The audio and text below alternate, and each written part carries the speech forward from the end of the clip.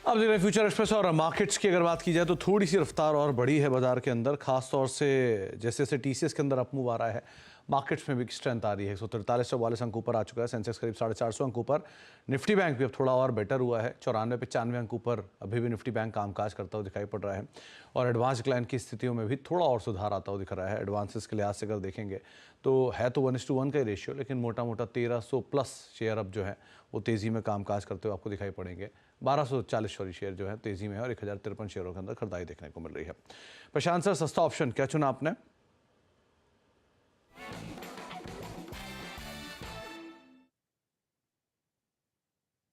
तो सुमित जी, ऑप्शन के पहले जस्ट एक क्विक अपडेट दूंगा। जो मैंने कुछ देर पहले एक बात की थी 22,650 के कॉल की कि 102 के ऊपर इसको खरीदे और 90-92 के बीच स्टॉप लॉस रख के 120-22 का टारगेट।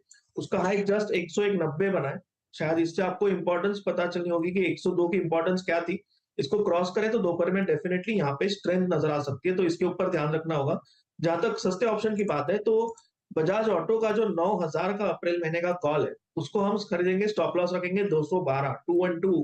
यहाँ से टारगेट 1 होगा 325 और टारगेट 2 350, 350। ओवरऑल सेक्टर में स्ट्रेंथ है और बजाज ऑटो ने एक अच्छी डिप ली है।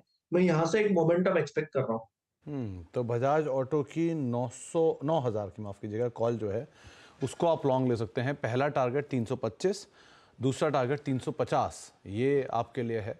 और 255-256 के आसपास ये कॉल अभी कामकाज करते हुए दिखाई पड़ रही है। प्रशांत सर, इसका स्टॉप लॉस क्या रखा था? अच्छा, 212 का स्टॉप लॉस था जिस पे आप लॉन्ग जाएंगे। 325 का टारगेट और 350 दूसरा टारगेट रहेगा। बजाज ऑटो वैसे भी बायबैक का जो प्राइस था 10,000 रुपये के आसपास, और 9,000 की जो कॉल है, इस डिप का इस्तेमाल करके आप उसमें लॉन्ग साइड पे जा सकते हैं। तो ऑटो में बजाज प्रशांत सर, हमने बजाज ऑटो की बात कर ली, एक्साइड की बात कर ली, कोई और नाम जो कि आपको लग रहा है कि हाँ लॉन्ग साइड पे जा सकते हैं यहाँ पे?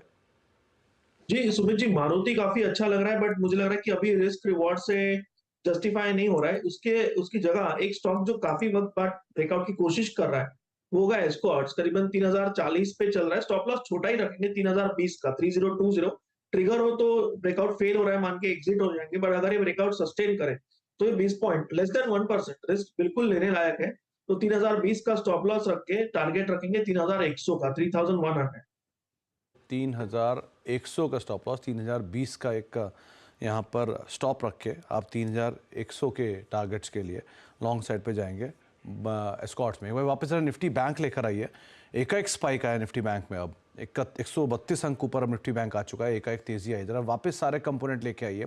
एसबीआई लेकर आइए, आईसीआईसीआई लेकर आइए, जो मेजर हैवी वेट कंपोनेंट्स हैं। एसबीआई लोअर लेवल से अपटिक, आईसीआईसीआई एकाएक बाइंग, कोटक और एचडीएफसी, दो प्रशांत सर ने जो नाम लिए थे, जरा इन दोनों को भी वापस लेकर आइए। किस तरह की तेज़ी यहाँ से आते हुए दिखाई पड़ रही है। निफ्टी बैंक की तेज़ी में एक्सिस बैंक का सबसे बड़ा कंट्रीब्यूशन है, आईसीआईसीआई का कंट्रीब्यूशन है, इंडसइंड और कोटक का कंट्रीब्यूशन है। कोटक लोअर लेवल से वापस स्ट्रेंथ ले रहा है और एचडीएफसी बैंक जो प्रेशर में था वो अपनी प्रेशर को कम कर रहा है पहले कंपैरिजन में। उसमें तेज़ी तो मैं नहीं बोलूँगा, लेकिन हाँ, जो लगातार प्रेशर का इंटेंसिटी था वो थोड़ा सा हल्का ज़रूर हुआ है। एचडीएफसी बैंक में फ्लैट टू नेगेटिव साइड पे कामकाज करा, लेकिन ICICI bank, axis bank, Kotak, ये कुछ ऐसे नाम हैं जो कि मार्केट को एकाएक मतलब निफ्टी बैंक को सपोर्ट कर रहे हैं और एकाएक यहाँ पे बाइंग आते हुए दिखाई पड़ रही है। आईसीआईसीआई बैंक, एक्सिस, प्रशांत सर, इन दोनों को कैसे देखें? तो यहाँ पे सुमित जी, मुझे लग रहा है अगर इन दोनों में एक चुनना हो, तो फिलहाल मेरे हिसाब से जो सही लेवल पे है वो है एक्सिस बैंक।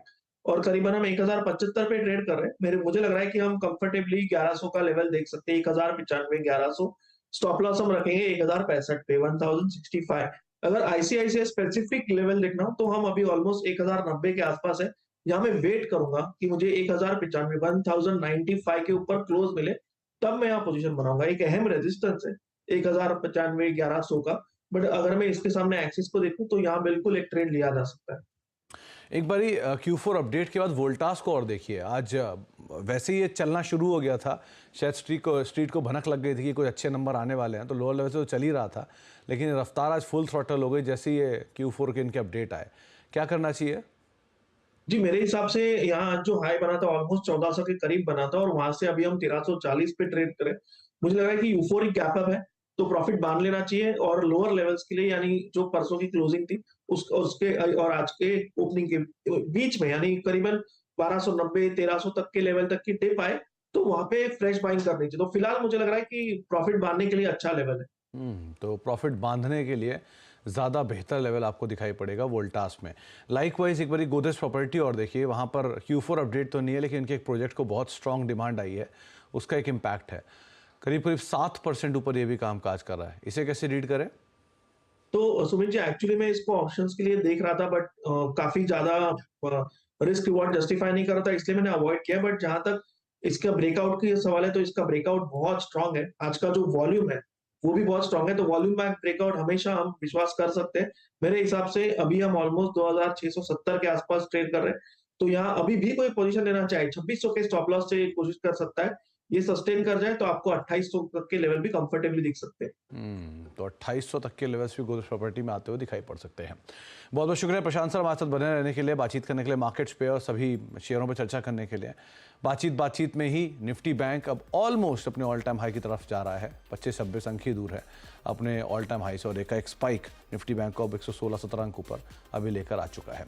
ब्रेक का वक्त है, ब्रेक के उस पार आशीष आपके साथ मौजूद रहेंगे सास बहुर सेंसेक्स लेके। नमस्कार।